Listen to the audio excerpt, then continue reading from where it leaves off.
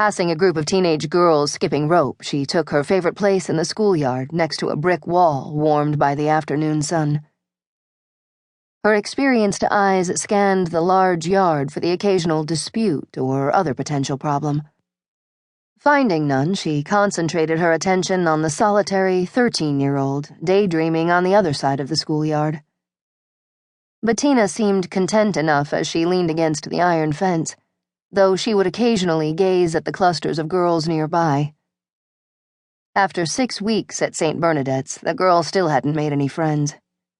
She was a shy student who did not raise her hand in class to be called on and never had to be reprimanded for talking. Although the youngest in her class, she was more physically developed than the other girls. Perhaps, Sister Purissima thought, it was her premature development that set her apart. The idea of a child trapped in that ripe body worried Sister Purissima. She was pragmatic.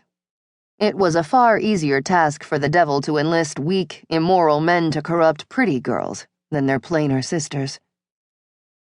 She was also aware that the other teachers treated the girl differently. It wasn't, she thought, that nuns who dedicated their lives to God would ever knowingly mistreat the child.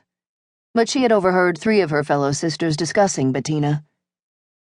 "After all," Sister Angelica had said, "wasn't our Lord himself born a Jew?"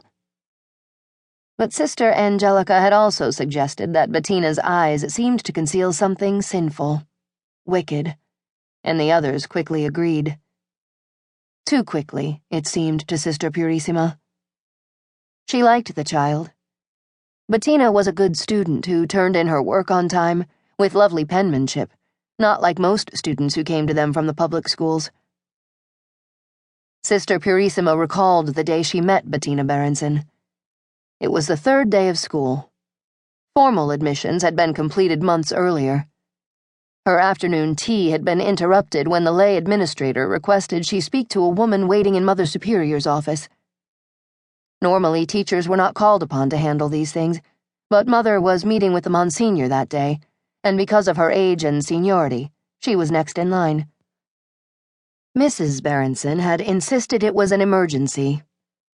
Sister Purissima instantly disliked the strident-voiced woman. She reminded Mrs. Berenson, politely but firmly, that St. Bernadette's was a Catholic high school. There were no provisions for children of other faiths. "Has your daughter expressed a desire to convert?" Sister Purissima had asked the woman. "Absolutely not," Mrs. Berenson had assured her. "Then why would a Jewish family choose to send their child to a Catholic school?"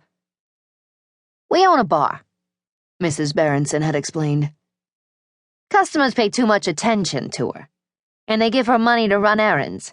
Then instead of doing her chores and helping me like she should, she runs off to the movies."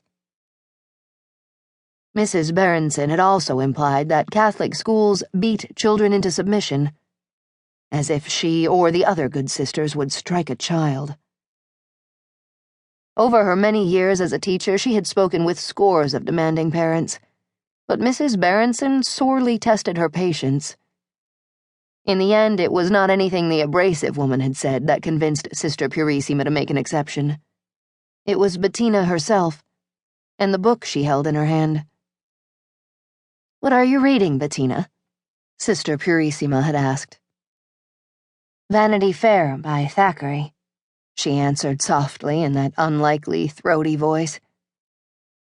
"Do you like to read?" "Yes, ma'am. I love to read," Bettina had said. "Tina's always got her face in a book, and I'm left with all the work," her mother had whined. Sister Purissima had ignored the unpleasant woman. "Yes, Sister Purissima, or yes, sister. Not ma'am, Bettina. And I'm very happy to hear that you enjoy reading. Nowadays, too few young ladies read. Have you read anything by Pearl Buck? The Good Earth, or perhaps one of her other works?" The quiet girl's eyes opened wide. "I did, Sister Purissima. I've read every book she's written, that's in our library," she said, in a manner too startled to be a boast.